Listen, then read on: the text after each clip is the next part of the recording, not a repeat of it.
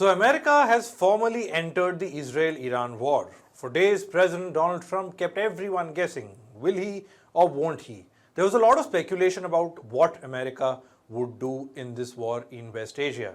Its support for Israel's Operation Rising Lion against Iran was seemingly clear, but a direct involvement of America was heavily debated. After all, that would have its own set of serious ramifications. Eventually, in the wee hours of Sunday, Washington gave its reply, and that was Operation Midnight Hammer. Thank you very much. A short time ago, the U.S. military carried out massive precision strikes on the three key nuclear facilities in the Iranian regime. Our objective was the destruction of Iran's nuclear enrichment capacity and a stop to the nuclear threat posed by the world's #1 state sponsor of terror. Iran, the bully of the Middle East, must now make peace. If they do not, future attacks will be far greater and a lot easier. With these strikes, a whole new dimension has been added to this war in West Asia. For starters, US strikes are the biggest Western military action against Iran since the 1979 Islamic Revolution in the country. Iran has now vowed to retaliate. They've called Trump a gambler. It'll be Tehran that'll end this war.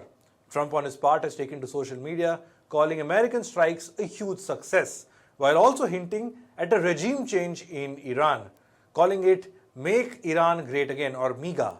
Meanwhile, Israel and Iran continue to exchange missiles for the 11th day in a row. As we record this, there are reports of sirens being heard in parts of Israel, including Jerusalem. The Israeli military instructed civilians in the country to immediately enter protected spaces and remain there until further notice. Over in Iran, state media says Israel is targeting security institutions in Tehran and beyond. This includes facilities of the Islamic Revolutionary Guard Corps and police intel units. Visuals of smoke from some residential neighborhoods in Tehran are also being circulated online. According to an Iranian official, their nuclear facility of Fordo was hit again by Israel just a day after America hit the same target. So in this video, we'll look at two aspects. First, what has America done? And second, the inside story of how Washington pulled this off. Hello and welcome, I'm Shubham Chauhan. Let's get started. 25 minutes. That's how long it took for America to bomb three key nuclear sites in Iran. And how did they do it? Bombers, missiles, aircrafts, among the most advanced weaponry in US's inventory. US military said more than 125 US aircrafts, including 7 B-2 stealth bombers, refueling tankers, reconnaissance planes, and fighter jets were used in Operation Midnight Hammer. Now we'll come to the B-2 stealth bombers because that is something that everyone has been talking and analyzing about. But first, let's get the targets and chronology out of the way. Now there were three targets that America aimed at. One is Fordo. This is Iran's most important nuclear facility. It is buried several meters deep inside a mountain. The enrichment facility produces uranium enriched to 60%, the fraction short from the weapons-grade uranium, which is at 90% enrichment. The second is Natanz, Iran's largest and most sophisticated enrichment complex. It is built in the side of a mountain and buried approximately 300 feet underground. Natanz has thousands of advanced centrifuges, some enriching uranium up to 60%. The third site, Isfahan, contains a uranium conversion facility which is critical for producing feedstock for enrichment.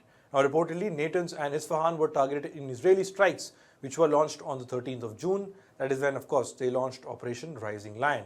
But Fordo wasn't targeted at that time because Israel doesn't have the capability to hit that target. Which brings us to America's operation. On Saturday night, B-2 bombers took off from the Missouri Air Base in US on an 18-hour flight. Some headed in the west, in the direction of the west, into the Pacific as a decoy. US Army revealed that the main strike package, comprising 7 B-2 bombers, each with 2 crew members, proceeded quietly to the east. These were the ones that were headed to Tehran, completely under the radar. Now, just before the aircraft entered Iranian airspace, more than 24 Tomahawk cruise missiles were launched from a US submarine in Arabian Sea at the Isfahan site. The bombers then entered Iranian airspace. America had deployed fighter jets in the meantime to clear the airspace for the bombers. So the fighter jets came first, followed by the bombers. And these fighter jets also checked just in case Iran was alerted about this movement. B-2 then dropped 2 bunker buster bombs on the nuclear site at Fordo, followed by Natanz. US Army officials said a total of 14 buster bombs were dropped on 2 target areas. 25 minutes later, the final Tomahawk missile was fired, and then the bombers began their return journey back to the United States. Within minutes of this operation, Donald Trump announced on Truth Social that the operation was successful. Now, the US military clarified in a press briefing that the intention of these strikes was to only hit Iranian nuclear facilities. The order we received from our commander-in-chief was focused, it was powerful, and it was clear. We devastated the Iranian nuclear program. But it's worth noting the operation did not target Iranian troops or the Iranian people. No other country on planet Earth could have conducted the operation that the chairman is going to outline this morning. Not even close. Now, initial reports suggest that there has been some damage to these sites. Iran too has acknowledged that these sites were under attack, but have downplayed the exact damage. Some satellite images show deep holes and craters in the aftermath of American strikes. The actual assessment or the impact of these strikes is something that will be assessed as more evidence emerges. However, a New York Times report quoting 2 Israeli officials said there is evidence to show that Iran had already moved equipment and uranium from this site in recent days. These Israeli officials say Iran had removed 400 kgs or about 880 pounds of uranium enriched to 60% purity. This was already moved out before the Americans could strike. A BBC report too, citing an Iranian official, said that the material had been moved out, like I said, in anticipation of a US strike. Now let's briefly look at the stealth bombers that everyone is talking about. The B-2 Spirit stealth bombers. These were originally designed to drop nuclear bombs on the then Soviet Union. These were officially launched in the year 1997. Now each bomber costs more than $2 billion, making it among the most expensive weapons to have. It can travel around 13,000 kilometers without refueling. With refueling, the distance goes up to 18,000 kilometers. So practically, these bombers can go anywhere in the world. The US Air Force has a fleet of 19 such bombers after losing 1 in a crash in the year 2008. And 7 of such bombers were used in this 37-hour-long Operation Midnight Hammer. And this is also the longest B-2 bomber mission since America's attack on Afghanistan after 9/11. Now, these stealth bombers carried something called a bunker buster. In short, these are bombs that are designed to penetrate deep underground before detonating. Now, each bunker buster weighs around 13,500 kg. And that is where the Fordo facility comes in. Like this picture on your screen depicts, the Fordo facility is 80 to 100 meters underground. These buster bombs are believed to have gone about 60 meters underground. That is their capability. And this is also the closest that one can get to this particular facility in Iran. Now, only America has the luxury and the wherewithal and these weapons that can get so close and go so deep when it comes to targeting nuclear facilities in Iran. Now, the thing with such operations is that it doesn't happen overnight. It requires a lot of meticulous planning. So how and when did Americans start exploring about such a mission? A CNN report says early June. The report says during a weekend retreat, CIA Director John Ratcliffe briefed Donald Trump on US's assessment that Israel was all set to strike Iran. Donald Trump's team had already begun chalking out a plan including support to Israel months in advance. The CNN report says that Trump held briefings every day with his national security team in the basement situation room to discuss attack plans and to also weigh the consequences of any sort of attack. But President Trump had 2 major concerns. One, can US be absolutely sure that it can decisively strike nuclear sites in Iran? And second, what was the guarantee or the surety that America's actions don't result in the US getting dragged in a larger conflict? After all, US doesn't have a good track record when it comes to long wars, like the war in Vietnam, Iraq, and Afghanistan more recently. In fact, Donald Trump himself, as the Republican candidate, had said that there will be no more wars as far as America and its involvement is concerned. On the first bit, CNN's report says that officials were confident in the US bunker-busting bombs' ability to penetrate the Iranian nuclear facilities, despite not having tested such an intense action ever. On Trump's second concern, of course, no one could guarantee that.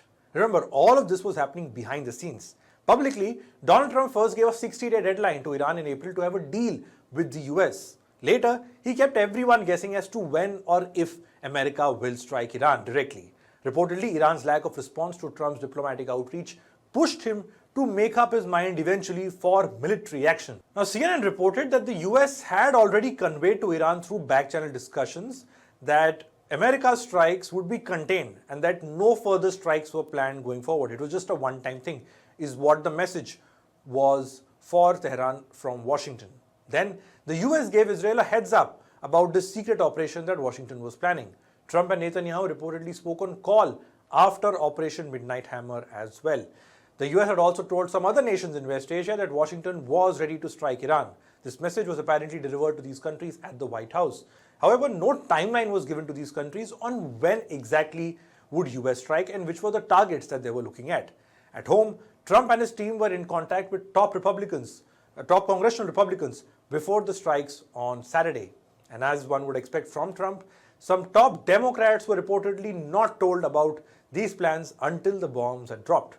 On the day of the strikes, Trump and his Vice President J.D. Vance went about their respective engagements through the day. Trump went to his Gold Club in New Jersey, also met OpenAI Sam Altman. Vance, on the other hand, was in California. As the bombers entered the Iranian airspace and the operation was officially underway, Donald Trump reached the White House. Some top US officials, along with Trump and Vance, were present in this war room as US's Operation Midnight Hammer became a reality. And you can see these images released by the White House where you can see Trump and his team closely monitoring what is happening and how this mission is unfolding. With this operation, not only has now Trump raised the fears of a wider conflict, but also put his own political legacy on the line as far as his presidency is concerned. The ball is now in Iran's court, and it all depends on what Tehran decides to do next. And that response could really shape as to which way this war is heading. That's all we have for this report. Thanks for watching.